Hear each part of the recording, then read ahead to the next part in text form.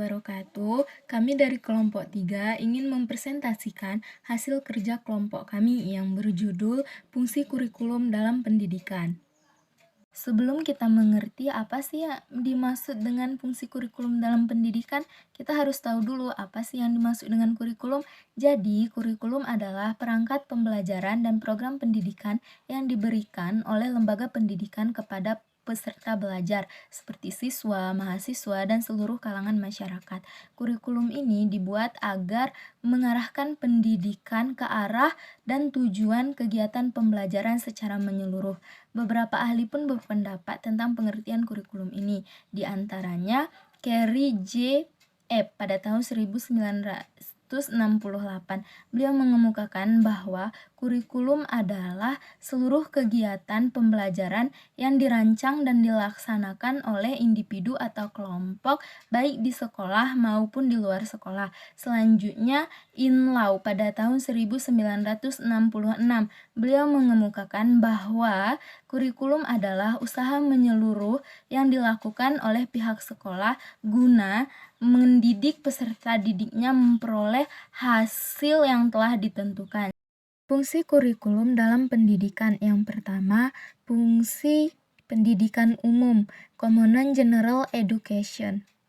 Fungsi kurikulum mempersiapkan peserta didik menjadi anggota masyarakat yang bertanggung jawab sebagai warga negara yang baik. Kurikulum juga harus memberikan pengalaman kepada peserta didik agar dapat menginternalisasikan nilai-nilai kehidupan dan memahami setiap hak dan kewajiban sebagai anggota masyarakat dan makhluk sosial. Selanjutnya akan dijelaskan oleh teman saya yaitu Isnawati. Nah, yang kedua ini ada suplementasi, di mana suplementasi ini membahas tentang perbedaan si peserta didik memiliki perbedaannya masing-masing, baik itu dari perbedaan bakat, perbedaan minat, maupun perbedaan kemampuan. Di mana yang dimaksud dengan minat ini adalah suatu kondisi yang dihubungkan atau keinginan dari si peserta didik itu sendiri. Sedangkan bakat itu adalah kemampuan dari diri seseorang yang sudah ada sejak lahir dan akan digunakan untuk mempelajari sesuatu yang lebih sesuatu yang dia ingin ketahui dan dengan cara yang lebih cepat. Sedangkan kemampuan itu adalah kesanggupan dari si peserta didik itu atas apa yang ingin dia lakukan nantinya. Nah, pada fungsi kurikulum ini setiap perbedaan itu memiliki tempatnya masing-masing sesuai dengan pelayanannya masing-masing.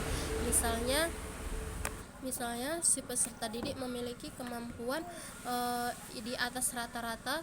Nah, di situ pelayanannya itu harus lebih bagus sesuai dengan kemampuan si peserta didik agar ilmu pengetahuan yang dia dapatkan juga lebih banyak dan lebih baik dan lebih luas lagi.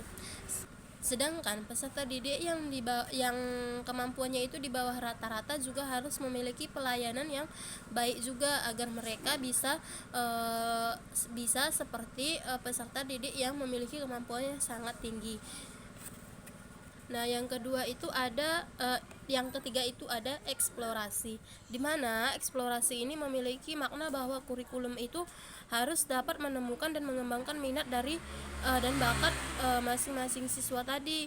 Misalnya nih, si siswa satu memiliki minat dalam sanggar tari. Nah, di fungsi kurikulum yang eksplorasi ini siswa belajar minat sesuai dengan yang ada pada dirinya sendiri tanpa ada keterpaksaan misalnya dari orang tua atau guru, sehingga siswa belajar lebih baik lagi, lebih rajin karena tidak ada paksaan dari orang tua ataupun guru tersebut. Assalamualaikum warahmatullahi wabarakatuh. Di sini saya akan menjelaskan keahlian atau spesialisation. Kurikulum berfungsi untuk mengembangkan kemampuan anak sesuai dengan keahliannya yang didasarkan atas minat dan bakat siswa.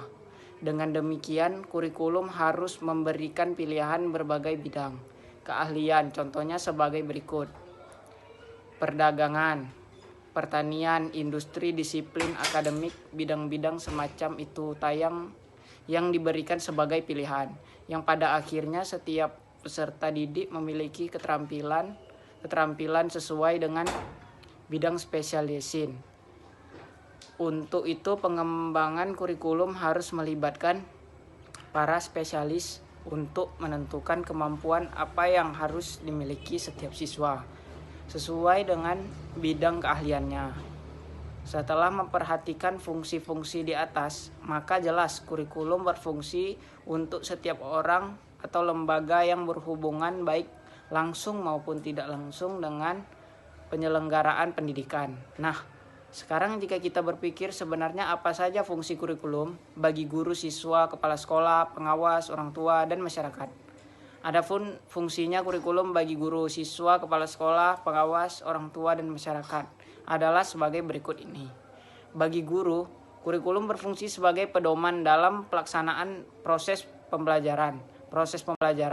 Proses pembelajaran yang tidak berpedoman kepada kurikulum maka tidak akan berjalan dengan efektif.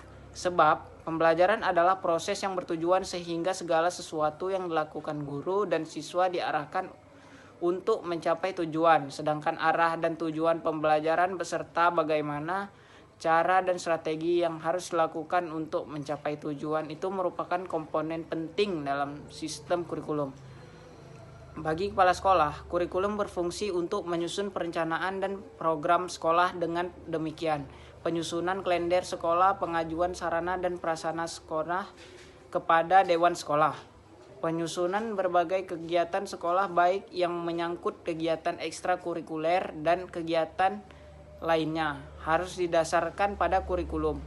Bagi pengawas, kurikulum akan berfungsi sebagai panduan dalam melaksanakan supervisi. Dengan demikian, proses pengawasan akan dapat menentukan apakah program sekolah termasuk pelaksanaan proses pembelajaran yang dilakukan oleh guru sudah sesuai dengan tuntunan kurikulum atau belum, sehingga berdasarkan kurikulum itu juga pengawas dapat memberikan saran perbaikan. Pendidikan adalah usaha bersama. Tidak mungkin bertujuan pendidikan akan berhasil secara optimal manakala semuanya dibebankan pada guru atau sekolah. Dalam kaitan inilah orang tua perlu memahami tujuan serta proses pembelajaran yang dilaksanakan oleh sekolah. Dengan demikian, fungsi kurikulum bagi orang tua adalah sebagai pedoman untuk memberikan bantuan baik bagi penyelenggaraan program sekolah maupun membantu putra-putri mereka belajar di rumah sesuai dengan program sekolah. Melalui kurikulum, orang tua akan mengetahui tujuan yang harus dicapai serta ruang lingkup materi pembelajaran. Bagi siswa itu sendiri berfungsi sebagai pedoman belajar. Melalui kurikulum, siswa akan memahami apa yang harus dicapai, isi atau bahan pembelajaran apa yang harus dikuasai, dan pengalaman belajar apa yang harus dilakukan untuk mencapai tujuan. Berkaitan dengan fungsi kurikulum, Alexander English dalam Hamlik 2011 mengemukakan 6 fungsi kurikulum untuk siswa, yaitu sebagai berikut. 1. Fungsi penyesuaian, the adjunctive of active function. Yang dimaksud dengan fungsi penyesuaian adalah bahwa kurikulum harus dapat mengantarkan siswa agar mampu menyesuaikan diri dalam kehidupan sosial masyarakat.